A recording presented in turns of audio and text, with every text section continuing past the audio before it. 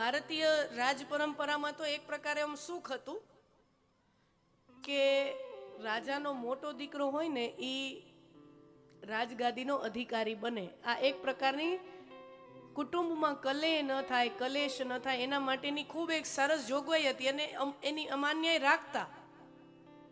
મોગલોમાં આવી કોઈ સિસ્ટમ નહોતી. હિન્દુ રાજામાં શું હોય, રાજાનો મોટો દીકરો રાજા થાય, પણ મોગલ શાસનમાં એવી કોઈ વ્યવસ્થા, એવો કોઈ નિયમ જ નહોતો. એમાં શું નિયમ હતો, જે જીવતો બચે ને ઈ રાજા થાય. એ બાદશાહોમાં શું હોય કે એક બાદશાહ હોય, સમજો લો, એના 3-4 દીકરા હોય, અચ્છા 10-12 દીકરા હોય, 3-4 તો હોય નહીં, એના તો 10-12 જ હોય. આજે એટલા છે તો આજની તારીખે એટલા છે તો પેલા તો ક્યાં વાત જ કરી.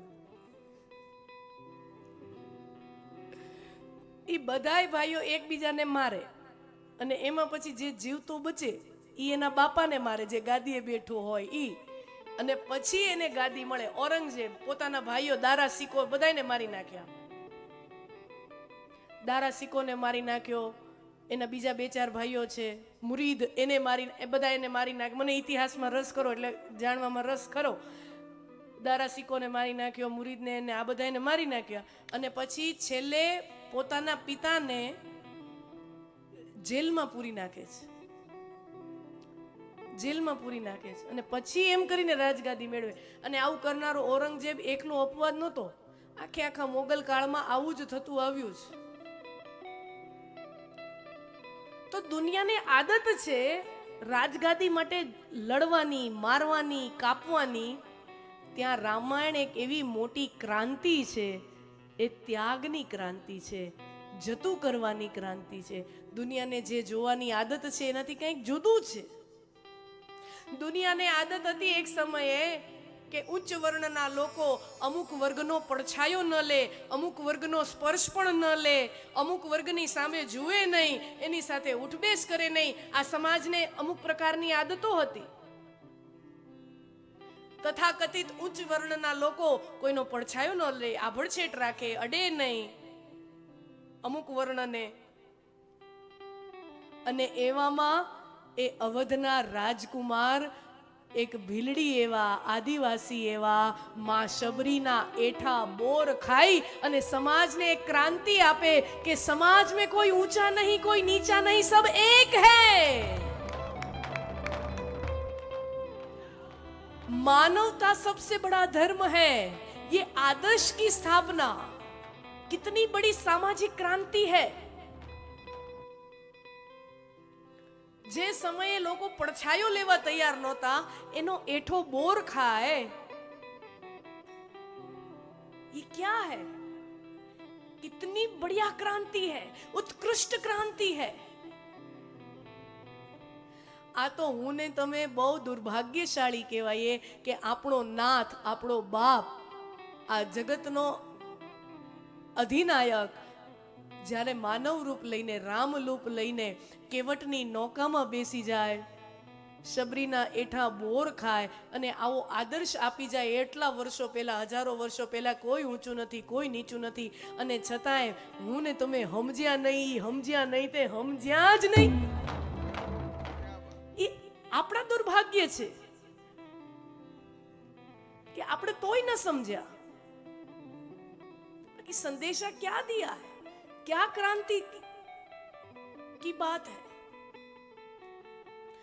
व्यक्ति को शांति चाहिए, समाज को क्रांति चाहिए, और शांति और क्रांति दोनों श्री राम के पावन चरित्र से मिलती है. आम राम बोलो ने एवी टाढक थाय. राम, હા, એમ કરીને આમ નિહાહો નાખો ને, અંદર બળતરા થતી હોય ને, એમાં રાહત થાય. व्यक्ति को शांति मिलती है, समाज को क्रांति मिलती है.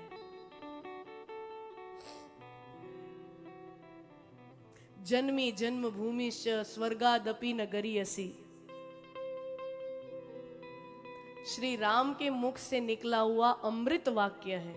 અને એટલું સુપ્રસિદ્ધ સંસ્કૃતનું એક સુભાષિત બની જાય કે મારી જે જન્મભૂમિ અયોધ્યા, એની સામે તો સ્વર્ગ પણ ટૂંકું પડે. तो राष्ट्र प्रेम क्या होता है, ये सिद्धांत. અને હું ને તમે રાષ્ટ્ર પ્રેમની વાત કરીએ, શ્રી રામના ચરિત્રને ધ્યાનમાં લઈને વાત કરીએ, અને ગઈ 15મી ઓગસ્ટમાં આપણા માનનીય વડાપ્રધાન શ્રી નરેન્દ્રભાઈ મોદીએ લાલ કિલ્લા ઉપરથી અમૃત વર્ષના 5 સુંદર મજાના પ્રણ આપ્યા હતા. અને હું જ્યારે રામકથા વાંચું, રામકથાનું ગાયન કરું, અને મને એ લાલ કિલ્લા ઉપરથી સાહેબના વચનો, એની વચ્ચેનું સામ્યતા એવું જ આવે કે જાણે પંચ પ્રાણમાં સાહેબ આખી રામકથાનું હાર્દિય રાષ્ટ્રને કહી ગયા હોય. સૌથી પહેલું પ્રણ જે રામકથાના આધારે આપણે જોઈએ તો ગઈ 15મી ઓગસ્ટે લાલ કિલ્લા ઉપરથી, અને તમારી તો આ ભૂમિ પણ અદ્ભુત છે, આ જગ્યાએ અદ્ભુત છે, આ વિસ્તાર આખો અદ્ભુત છે. એક આજ વડનગર અહીંયાથી કેટલું દૂર થાય? 40 કિલોમીટર, 50 કિલોમીટર. એક વડનગર ને એક માણસા, આ બે સપૂતો હે. તમે આ વિસ્તારમાંથી બે એવા પુત્ર રત્નો આ રાષ્ટ્રને સમર્પિત કર્યા છે કે જે આપણને એમ થાય ઈ આ બે જણા છે ને એટલે આપણને કાંઈ વાંધો નહીં આવે, એની ધરપત આપણને હોય. ઈ બે ભાઈ ત્યાં છે ત્યાં સુધી, મોટા ભાઈ નાના ભાઈ ત્યાં છે ત્યાં સુધી કાંઈ વાંધો નહીં આવે.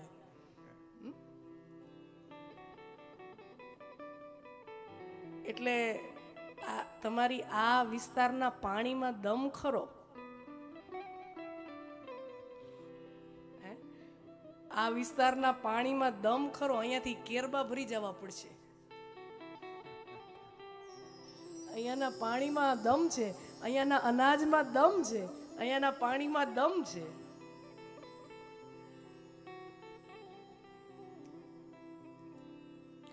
સૌથી પહેલું વિકસિત રાષ્ટ્ર, સશક્ત રાષ્ટ્ર. ભગવાન રામનો જ્યાં જન્મ થયો એ નગરીનું નામ છે અયોધ્યા. એટલે અયોધ્યા એટલે જેને યુદ્ધમાં કોઈ જીતી શક્યું નથી એવું નગર એટલે અયોધ્યા. જેણે યુદ્ધમાં આજ દિવસ સુધી કોઈ જીતી શક્યું નથી એવું નગર, એવું રાજ્ય એટલે અયોધ્યા. અને મોદી સાહેબે 15મી ઓગસ્ટમાં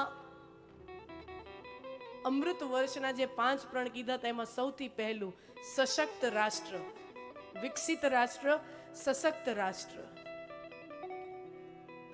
અયોધ્યા નગરી વિશે સાંભળો. ક્યાંય પણ રામાયણમાં તમને એવી કોઈ કથા નહીં મળે કે અયોધ્યા નગરી ઉપર કોઈએ ચડાઈ કરી. એક કથા નહીં મળે. ઇતિહાસમાં એવી એક કથા નહીં મળે કે જ્યારે રઘુવંશીઓ અયોધ્યામાં રાજ કરતા હતા ત્યારે કોઈ, અને ઇતિહાસો લખાણા જ છે, પણ એક પણ ઇતિહાસમાં તમને એવી કોઈ કથા નહીં મળે કે કોઈએ કૌશલ પ્રદેશ ઉપર ચડાઈ કરી હોય. નાના નાના રાજ્યોની તો હિંમત જ ન ચાલે, કારણ કે અયોધ્યાની રાજગાદી એ ચક્રવર્તી સમ્રાટની રાજગાદી છે. એટલે સમજી લો, નાના નાના રાજ્યનું તો ગજુ જ નથી ને. શ્રીલંકા ભારત ઉપર ક્યારે ચડાઈ કરી શકે? નેપાળ કરી શકે? નાના નાના રાજ્યોના ગજા હોય? એ તો આપણું કદ જોઈને જ ભાગી જાય. નાના નાના રાજ્ય હિંમત જ ન કરી શકે. અને મોટા રાજ્યો સાથે એવા ડિપ્લોમેટિક રિલેશનશિપ્સ હતા. અયોધ્યાના મોટા રાજ્યો સાથે એવા ડિપ્લોમેટિક રિલેશનશિપ્સ હતા કે એ કોઈ દી યુદ્ધ કરે નહીં, અને નાના નાના રાજ્યોની કોઈ દી હિંમત ચાલે નહીં. આજ દિવસ સુધી અયોધ્યા ઉપર એવી કોઈ કથા મળતી નથી કે અયોધ્યામાં કોઈએ ચડાઈ કરી હોય. અર્થાત જેને યુદ્ધમાં જીતી જ ન શકાય, પહેલેથી જ બધા હાથ જોડી નીકળી જાય, અહીંયા ન ચડાય. યુદ્ધમાં આ દેશની સામે ન જવાય. કહેને કા અર્થ सशक्त राष्ट्र। ये जग नहीं सुनता, ये जग नहीं सुनता बलहीन लोगों की कहानी।